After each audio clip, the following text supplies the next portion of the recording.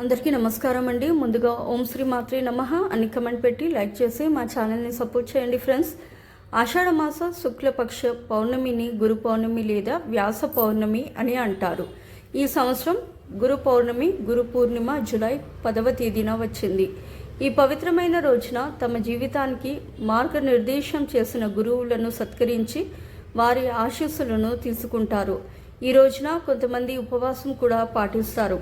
హిందూ మతంలో గురువును భగవంతునికి భక్తునికి మధ్య సంధానకర్తగా భావిస్తారు. వ్యాస భగవానుడిని మానవాళి మొత్తానికి గురువుగా భావిస్తారు. ఎందుకంటే అతడు వేదకాలపు సంస్కృతినంతా 4 వేదాల్లో సంకలనం చేశాడు.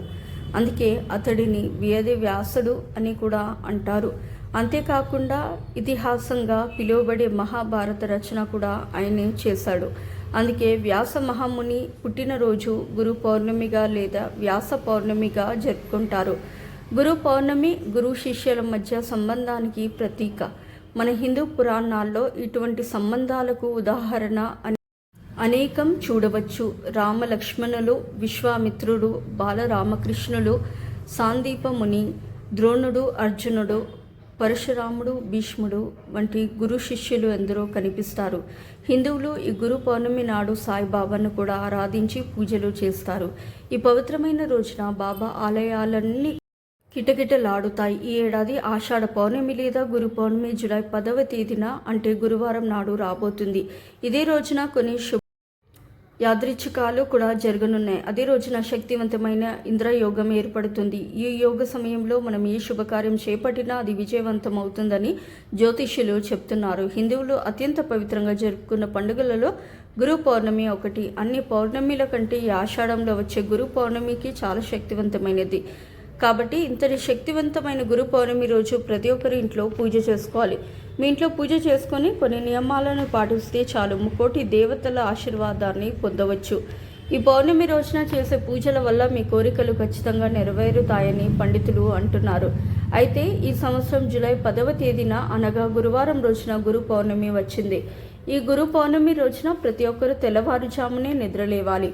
ముందుగా ఇల్లు వాకిలి శుభ్రం చేసి గుమ్మం ముందు ముగ్గులు పెట్టండి. మీరు స్నానం చేసేటప్పుడు నీటిలో 2 యాలకులను వేసి స్నానం చేయండి. ఆ తర్వాత దేవుడి పటాలను శుభ్రంగా తుడిచి గంధం రాసి కుంకుమ బొట్లు పెట్టాలి. పూలతో అలంకరించి నువ్వుల నూనెతో దీపం వెలిగించాలి. ఈ పౌర్ణమి రోజున మీరు చేసే పూజలో 2 దీపాలను వెలిగించి పూజ చేయాలి. పౌర్ణమి రోజు 1 నిమ్మకాయను తీసుకొని దాని మీద కుంకుమతో బొట్లు పెట్టి మీ పూజ గదిలో దేవుని దగ్గర పెట్టి మీ కోరికలను మనసులో తలుచుకుంటూ దేవునికి నమస్కారం చేయండి. ఈ పౌర్ణమి రోజున ఇలా చేస్తే మీరు అనుకున్న కోరిక ఏదైనా సరే అది వెంటనే నెరవేరుతుంది. ఈ పౌర్ణమి రోజున ప్రతి ఒక్కరూ ఖచ్చితంగా మీ దగ్గరలో ఉన్న ఏదైనా గుడికి వెళ్ళండి. ఎందుకంటే ఏదైనా దేవాలయానికి వెళ్ళి దేవుడిని దర్శనం చేసుకుని గుడిలో ఉన్న పంతులు గారికి నమస్కారం చేసి పంతులు గారి పాదాలను తాకి ఆశీర్వాదం తీసుకోవాలి. పౌర్ణమి అంటేనే తులసి మొక్కను పూజించడం, రావి చెట్టుకు ప్రదక్షిణాలు చేయడం చేస్తారు. కాబట్టి గురువారం రోజున తులసి మొక్కను ముట్టుకోవడం కానీ రావి చెట్టుకు ప్రదక్షిణాలు చేయడం చేస్తే అంత మంచి జరుగుతుంది. ఈ పౌర్ణమి రోజున సాయంత్రం సమయంలో చంద్రుడిని చూస్తూ ఏదైనా మీ మనసులో ఒక కోరికను కోరుకొని చంద్రునికి నమస్కారం చేస్తే మీరు అనుకున్న కోరికలు ఖచ్చితంగా నెరవేరుతాయి. పౌర్ణమి అంటేనే లక్ష్మీదేవికి అంకితం. కాబట్టి పౌర్ణమి రోజున చేసే కొన్ని పరిహారాల వల్ల మీ ఇంట్లోకి ఖచ్చితంగా లక్ష్మీదేవి అడుగు పెడుతుంది. కాబట్టి ఈ పౌర్ణమి రోజున సాయంత్రం 8 గంటలకు ఒక దీపం వెలిగించండి. గురు పౌర్ణమి రోజున ఇలా దీపం వెలిగిస్తే లక్ష్మీదేవి ప్రసన్నురాలవుతుంది. తద్వారా మీ ఇంట్లో డబ్బు సమస్యలు ఉండవు. ఎవరికైతే అప్పుల సమస్యలు ఎక్కువగా ఉంటాయో అలాంటి వారు ఈ పౌర్ణమి రోజున హనుమంతుని పటం ముందు దీపం వెలిగిస్తే మీ పిల్లలకు మంచి విద్యా బుద్ధులు రావాలంటే ఈ గురు పౌర్ణమి రోజున శివాలయానికి వెళ్ళి శివలింగానికి పాలతో అభిషేకం చేయండి. ఇలా చేస్తే మీ పిల్లలు బాగా చదువుతారు. మీ ఇంట్లో ఆదాయానికి మించిన ఖర్చులు ఉంటే పౌర్ణమి రోజున సాయంత్రం సమయంలో మీ కాలికి నల్లదారం కట్టుకుంటే మీ ఇంట్లో డబ్బు సమస్యలు ఉండవు. అలాగే మీకు అదృష్టం వరిస్తుంది. ఇలా చేస్తే మీకున్న సమస్యలన్నీ తొలగిపోయి మీకు త్వరలోనే మంచి రోజులు ప్రారంభమవుతాయి. సంపదకు దేవతలైన లక్ష్మీదేవికి కొబ్బరికాయ అంటే చాలా ఇష్టం. కాబట్టి పౌర్ణమి రోజున సాయంత్రం సమయంలో మీ ఇంటికి ఒక కొబ్బరికాయ తెచ్చి మీ పూజ గదిలో ఉంచి దేవునికి నమస్కారం చేసుకుని ఆ కొబ్బరికాయను మీరు డబ్బు ఉంచే ప్రదేశంలో ఉంచండి. ఇలా చేస్తే లక్ష్మీదేవి అనుగ్రహం వల్ల ఇంటి సంపద విపరీతంగా పెరిగిపోతుంది. అలాగే ఈ గురు పౌర్ణమి రోజున సాయంత్రం నిద్రపోయే ముందు ఒక గిన్నెలో నిండుగా బియ్యం పోసి ఆ బియ్యాన్ని మీ పూజ గదిలో పెట్టండి. మీ ఇంటికి అదృష్టం కలిసి వస్తుంది. మీ ఇంటిపై లక్ష్మీ కటాక్షం ప్రార్థిస్తుంది.